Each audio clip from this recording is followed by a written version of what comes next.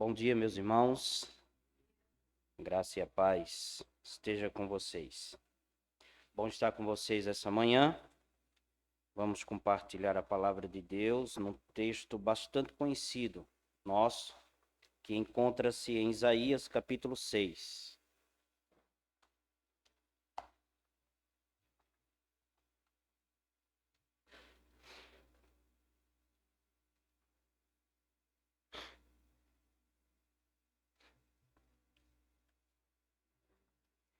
Isaías capítulo 6. A minha tradução é igual a da irmã Joadete, viu? Vai ter um pouco de diferença, mas dá para acompanhar. Capítulo 6 de Isaías é um texto bastante conhecido, do verso 1 ao verso 8.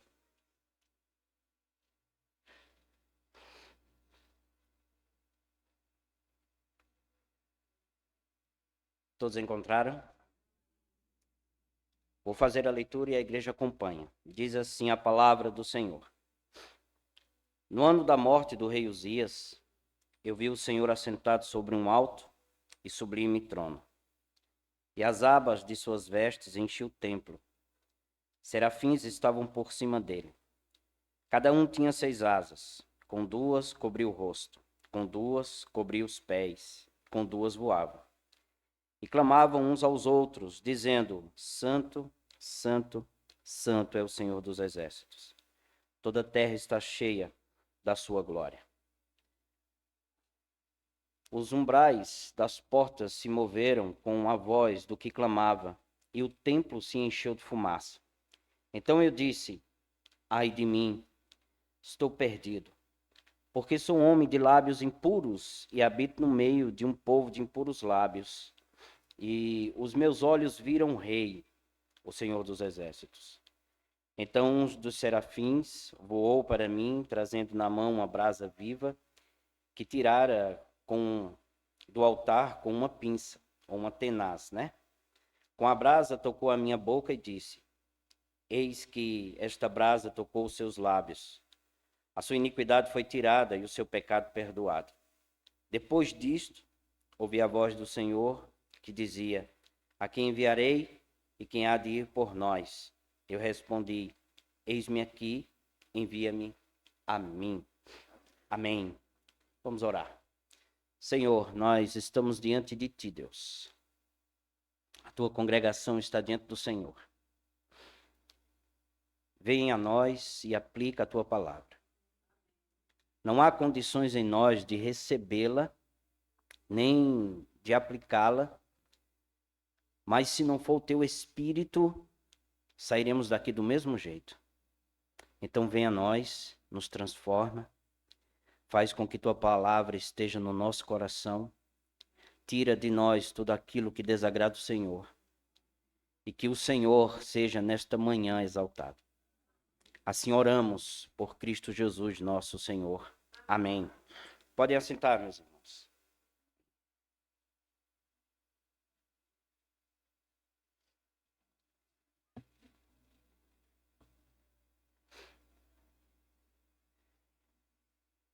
Era o ano em que o rei Uzias havia morrido, quando foi escrito esse texto pelo profeta Isaías. Isaías estava em apuros, estava com problemas, estava com dificuldades. Por esse motivo, o tema nosso hoje é exatamente ai de mim. Gravem isso. Nós extraímos o tema da nossa pregação baseado exatamente nesta frase, quando Isaías diz, ai de mim. Não só ele estava com problemas, mas toda a nação de Israel estava com culpa gravíssima diante de Deus. Eles estavam prestes a serem condenados, exilados, no julgamento da Babilônia sobre este povo, trazido pelas mãos do nosso Senhor, o nosso Deus. Então ele exclama, como diz o verso 5, então disse eu, ai de mim, estou perdido, porque sou homem de lábios impuros e habito no meio de um povo de impuros lábios, e os meus olhos viram o Rei, o Senhor dos exércitos. ai deles. Primeiramente é o que nós iremos ver. Para entender quanto problema existia na vida de Isaías e que ele estava enfrentando, é útil entender, e todos já sabem, que ele era um profeta. Assim, meus irmãos, ele era visto como porta-voz de Deus, aquele que trazia a palavra do Senhor aos homens. Era palavras de bênçãos e palavras de juízo, de maldições, de maldição. Ele era um profeta enviado por Deus exatamente para fazer aquilo que Deus havia chamado ele para fazer, proclamar a palavra do Senhor. E ele trazia para o seu povo as bênçãos da aliança, como também as maldições que a aliança tinha. Isaías prometeu, trazendo bênçãos para o povo, que brilharia luz nas trevas. Ele também disse que uma virgem conceberia e daria à luz um filho. Ele também diz que aqueles que esperam no Senhor subiriam como águias. Ele disse também que o servo justo do Senhor seria esmagado por conta das nossas iniquidades. Palavras de bênçãos. Contudo, muitas palavras de Isaías foi do peso do juízo de Deus sobre o seu povo. Um dos melhores lugares, gente, para que a gente observe isso é no capítulo anterior. No capítulo 5 de Isaías, onde nós iremos ver ele falando juízo de Deus contra o seu povo. O povo que ele mesmo redimiu, o Senhor. A maioria dos irmãos, e isso a gente não fala com nenhum tipo de jactância, a maioria dos irmãos, ao contrário do que se imagina, não entende o texto, capítulo 6, como se devia entender. A gente conhece muitas vezes o verso 3, que diz: Santo, Santo, Santo é o Senhor dos exércitos, toda a terra está cheia da sua glória. Muitos também conhecem o verso 8, que é um dos grandes textos missionários da palavra do Senhor. O tipo do texto que aparece em cartazes, aparece em folhetos, em camisetas, que diz: Eis-me aqui, Senhor, envia-me a mim. Nós conhecemos muito essas palavras. As palavras, elas são verdadeira inspiração. Mas quantas pessoas conhecem o verso, ou os versículos, que imediatamente antecede, melhor dizendo, o capítulo 6, e o que vem depois dele? Para entender, meus irmãos, um texto, nós precisamos entender todo o seu contexto. Aquilo que o profeta disse, nós precisamos entender o que ele disse antes e o que ele disse depois. E o que ele disse no capítulo 5, ele está pronunciando juízo contra o povo de Deus. Ele fala, meus irmãos, sobre uma vinha que foi cuidadosamente tratada, cuidada por Deus, que era a metáfora do povo de Deus, onde Deus cuida, alimenta, abençoa, mas não produz fruto espirituais. E aí, nesse contexto, o povo de Deus não estava produzindo fruto e o profeta anuncia juízo contra o povo. E Isaías disse 6 ais para o povo de Deus. Volte aí ao capítulo 5, meus irmãos.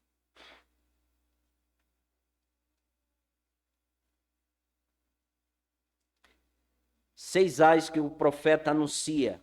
Ele lamentou a riqueza adquirida injustamente. Veja o verso 8 que diz: Ai dos que ajuntam casas e mais casas, reúnem para si campos e mais campos, até que não haja mais lugar, e fiquem como únicos moradores no meio da terra. Ele condenou a embriaguez deles. Veja o que diz o verso 11. Ai dos que se levantam pela manhã para logo se embriagarem, e continua até a alta noite, até que o vinho os esquente. Ele criticou a desonestidade do povo, está aí no verso 18. Ai dos que puxam para si a iniquidade com cordões de injustiça, que puxam o pecado como se faz com as cordas de uma carroça de bois. Ele também criticou o relativismo moral. Está aí no verso 20. Ai dos que ao mal chamam bem e ao bem chamam mal, que fazem das trevas luz e da luz fazem trevas, que comungam, ou mudam, melhor dizendo, o amargo em doce e o doce em amargo. Ele repreendeu o orgulho intelectual do povo, verso 21. Ai dos que são sábios aos seus próprios olhos, inteligentes em seu próprio conceito. E repreendeu a sua injustiça, está aí no verso 22. Ai dos que são heróis para beber vinho e valentes para misturar bebida forte, que por suborno justificam o ímpio, mas ao justo negam justiça. Quando a gente lê uma lista lamentável de ais da parte do profeta, nós podemos perguntar o que o profeta diria de nós hoje. O que ele proclamaria contra todos nós. Talvez nem eu e vocês quiséssemos saber o que ele diria sobre nós, porque a maioria de nós não gostamos que os nossos pecados sejam expostos, que venham às claras. Nós não gostamos do confronto. Nós não gostamos quando Deus nos confronta à luz do seu evangelho, da sua palavra. Mas com toda certeza Isaías diria algumas coisas, das mesmas coisas que disse ao seu antigo povo, Israel. Ai de nós, que usamos nossas riquezas para multiplicar privilégios egoístas, por buscar no álcool e prazeres no mundo, por torcer a verdade a fim de melhorar nossa imagem, ou por escolher o ensino ético das Escrituras para melhorar a nossa imagem. Nosso pecado é assim. Nós somos assim. O pecado é tão danoso, tão mau, que muitas vezes usamos o texto bíblico para justificar os nossos pecados, para justificar as nossas mazelas. Ai de nós, por achar que Isaías 5 é principalmente para os outros e nunca para mim. Por isso que Isaías diz, ai deles, ai de vocês. Isaías 5 é para nós também. Nunca pense que é para os outros. Não devemos ser sábios aos nossos próprios olhos. Diante disso, ele agora diz, ai de mim. O que vimos nos leva a um dos aspectos mais impressionantes da passagem que nós estamos. Capítulo 5, Isaías pronuncia 6 ais. Preste atenção. Ai daquela pessoa que está lá. Para completar a sua profecia, nós deveríamos esperar o 7º ai. Na Bíblia, o número 7 é um número que toma por completo, por perfeito. E nós poderíamos esperar o 7º ai para dizer o seguinte, olha, a profecia de juízo da parte de Deus, ela foi completa, ela foi perfeita, não faltou nada. E ele deveria completar o 7º ai da profecia. Mas ele pronuncia o 7º ai. Agora que o 7º ai não é mais para aqueles, é para mim. Porque o verso 5 do capítulo 6, ele diz, ai de mim, estou perdido. Porque sou homem de lábios impuros e habito no meio de um povo de impuros lábios, e os meus olhos viram o Rei, o Senhor dos Exércitos. Isaías não pode simplesmente estar falando, ai fulano, ai cicrano, direto, o tempo todo. Ele não podia simplesmente mandar todo mundo consertar a sua vida, arrepender-se sem ele se arrepender. Nós não podemos chamar o povo lá fora ao arrependimento se o povo de Deus não está se arrependendo. Não é o que ele diz de si mesmo. Eu sou um pecador. O ano em que morreu o rei Uzias, Isaías chegou a um ponto de honestidade, porque Deus fez isso. Uma honestidade total quanto ao fato de que ele não era melhor do que aqueles que ele acusava de pecado. Inevitavelmente, Isaías faz uma confissão na única área da vida em que ele entregou a Deus, a sua boca. Ai de mim, porque são homens de lábios impuros. Se as pessoas em Israel tivessem perguntado, existe alguém que fala a verdade aqui entre o povo? Todos iriam dizer, Isaías fala a verdade. Alguns têm uma área da vida que luta para agradar a Deus. Isaías poderia dizer que tem uma área de sua vida que é totalmente dedicada a Deus, que é a sua boca. Pois ele é um profeta do Senhor. Ele é um porta-voz de Deus. Mas Isaías percebeu que ele também era um pecador de boca suja, juntamente com aqueles seus compatriotas. Rapidamente ele percebeu que era um homem que a linguagem estava suja, tanto quanto aqueles que estavam à sua volta. Que ele empregava sua habilidade de falar para influenciar pessoas a fazerem o que ele queria. No exato momento em que o profeta reconheceu a sua pecaminosidade, ele disse: ai de mim, estou totalmente perdido, porque descobri que minha boca é tão imunda tanto quanto a dos outros. Ele, pela primeira vez, entendeu que é uma pessoa típica da sua geração, da sua cultura. Ele condenava a cultura, mas andava segundo ela, cheio de defeito.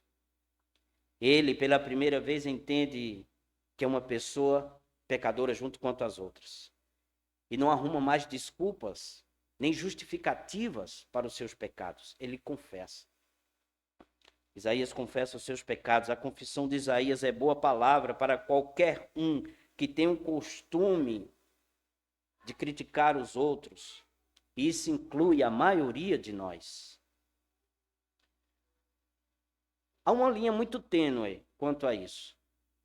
Alguns irmãos dizem o seguinte: olha, não julgue para não ser julgado, porque o texto bíblico diz isso. Mas a Bíblia nos ensina a julgarmos as coisas. Quando a Bíblia chama para que a gente confronte o nosso irmão, ele está chamando todos nós para tecermos juízo. Mas o juízo, quando é feito com humildade, ele é bíblico. Quando nós confrontamos o nosso irmão pensando que nunca irei cair onde ele caiu, isso é soberba. Mas quando nós chamamos a atenção, sabendo que também podemos cair nesse pecado, é humildade. E é isso que a Bíblia nos ensina. O confronto é baseado, gente, na humildade, não no espírito crítico. Condenamos o jeito que as pessoas pensam, andam, o que elas escolhem, o que elas fazem. Sempre existe alguém para criticar, alguém que está com tudo fora daquilo que eu quero. A maioria de nós, gente, continua criticando até que Deus salve, como salvou Isaías, mostrando que a nossa atitude é um problema muito maior do que aquilo que achamos que está errado nos outros. Não era errado Isaías pronunciar o juízo de Deus. Ele era um profeta, ele foi chamado para isso. Ele era o seu trabalho, era o seu ofício. Mas a questão mais séria era o seu próprio pecado, o seu próprio erro. Não havia uma área de sua vida que pudesse dizer que era perfeito, como não há também em nós. Portanto, antes de ele poder fazer o que Deus o chama para fazer, Isaías tinha que se purificar, ou ser purificado. Por isso que ele disse: ai de mim. Vale a pena perguntar, meus irmãos, que pecado você necessita confessar? Responder com verdade essa pergunta pode ser o primeiro passo para a sua salvação. Talvez você precise dizer: ai de mim, pois sou uma pessoa que gosta que os outros me tenham por maior estima do que eu mereço. Ai de mim, pois sou uma pessoa que distrata as pessoas em vez de edificá-las. Ai de mim, porque gosto de ver os pecados dos outros e esqueço do meu. Ai de mim, pois não amo a palavra de Deus como deveria amar. Ai de mim, pois sou tão pecador quanto Isaías. Ai deles, Isaías dizia, depois ele entendeu o seu próprio pecado, ai de mim, e ele vê o seu próprio pecado diante de algo impressionante que está no texto. Para apreciar completamente o tamanho da dificuldade que Isaías estava, nós precisamos saber, meus irmãos, o que ele estava vendo naquele momento. Veja o que diz do verso 1 ao 4. No ano da morte do rei Uzias, eu vi o Senhor assentado sobre um alto e sublime trono, e as abas de suas vestes enchiam o templo. Serafins estavam por cima dele, cada um tinha 6 asas, com 2 cobria o rosto, com 2 cobria os pés, e com 2 voava. E clamavam uns para os outros, dizendo: Santo, Santo, Santo é o Senhor dos exércitos, toda a terra está cheia da sua glória. Os umbrais das portas se moveram com a voz do que clamava, e o templo se encheu de fumaça. Tudo aqui é impressionante. A glória do Senhor. Porque Deus, ele é impressionante. Aqui podemos ver a visão que Isaías teve do Todo-Poderoso. Quando o apóstolo João ele se referiu ao ministério do Senhor Jesus e também ao ministério do profeta Isaías, ele disse, usando esse texto, que Isaías viu a glória de nosso Senhor Jesus Cristo. João disse que depois de ter feito uma citação de Isaías, ele disse: Isaías disse isso porque viu a glória e falou a respeito dele. João 12, verso 41. A glória de nosso Senhor Jesus Cristo. Isaías viu de maneira impressionante, de maneira grandiosa, que Deus se revela na pessoa de Jesus. Imaginem o que Isaías sentiu na sala do trono do céu, com essa visão que ele teve quando viu o trono alto e sublime. Jesus está sentado no mais alto trono, meus irmãos. Ele é elevado às alturas. O que os anjos disseram também é impressionante. Santo, santo, santo é o Senhor dos exércitos. Toda a terra está cheia da sua glória. A repetição, segundo a palavra de Deus, é uma exclamação. É uma afirmação de que Deus é um Deus santo, que não há outro igual a Ele, que não há outro semelhante a Ele. Ele é santo em sua essência, Ele é poderoso, e quando nós chegamos diante dEle, ficamos assim envergonhados. O Espírito estava dando testemunho dele mesmo, do Pai e do Filho.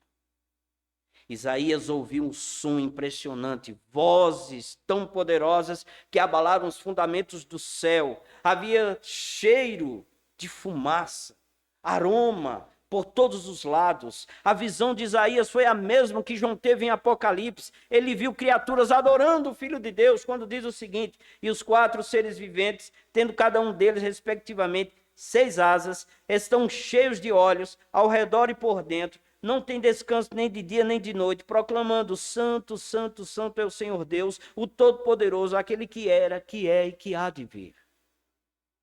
Apocalipse 4, verso 8. Vocês perceberam? É o mesmo que Isaías viu. Porque é o que os serafins estão sempre fazendo. Aqui há um clã, podemos dizer, de anjos, que foram criados somente para adorar ao nosso Senhor. Então ele vê a impressionalidade de Deus, o poder, o fulgor da santidade do Senhor. E diante disso, ele vê o seu vazio moral. Imagine como foi para Isaías experimentar tudo isso, gente. Mesmo se não conseguimos em detalhes ver tudo, nós podemos imaginar o quanto ele estava em apuros, porque Isaías 6 tem 2 extremos absolutos, 2 coisas que estavam de maneira diferente, totalmente. A santidade de Deus e a pecaminosidade do profeta. Quem não sentiu isso quando foi convertido, ainda não foi convertido. Não é que a gente tenha tido a mesma visão de Isaías, não estou dizendo isso.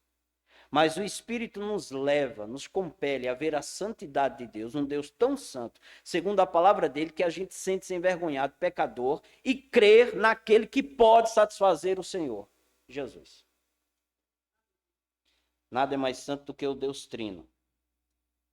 E nada é mais pecador do que um homem e uma mulher.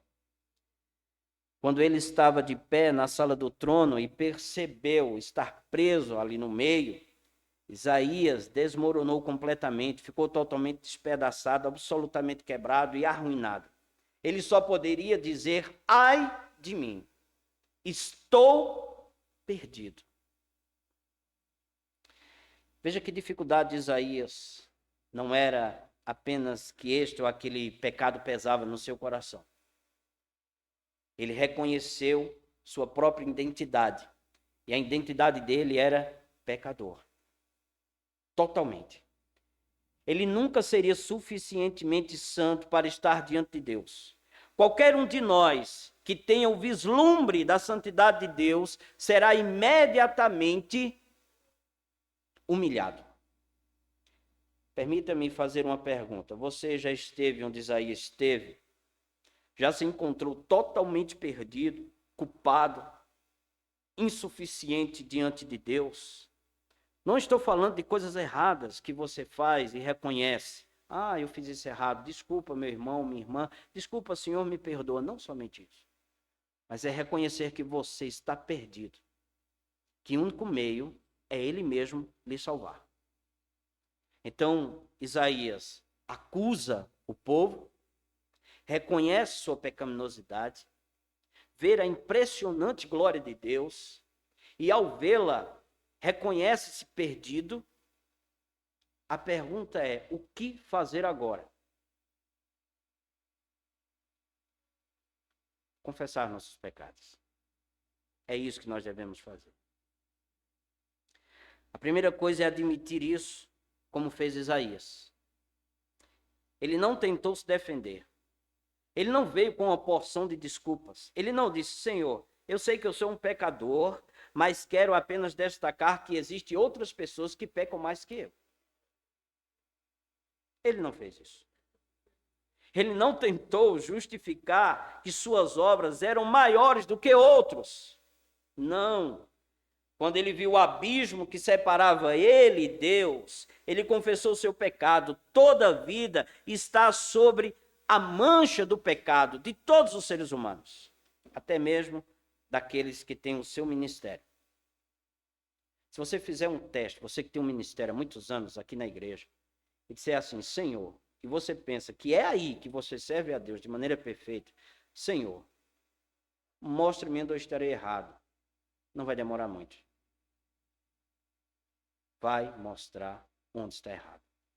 O Senhor faz isso. Aqui está um desafio para todos os cristãos. Não vai demorar. Logo você vai se ver diante de um problema nesta área.